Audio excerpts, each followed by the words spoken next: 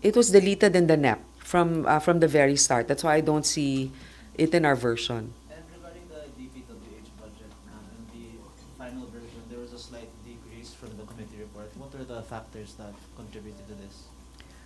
For the DPWH, The final budget, it went down to 899 billion from the 932. I don't know what figures you're looking at. Basta, the version of the Senate for the DPWH is closest to the NEP version. Ma'am, yung isa lang, sa modernization program, sabi ni Senator JB, binalik daw yung 10 billion. May winaw lang po kung saan po yung pinagkulang. Yung AFP modernization, alam mo, ganito yan eh. Kasi, syempre, di ba, may dadagdag, may pagbabawasan. Alam naman natin ano yung mga binawasan na mga line items, AKAP. So, maaaring yung iba nang galing doon sa modernization.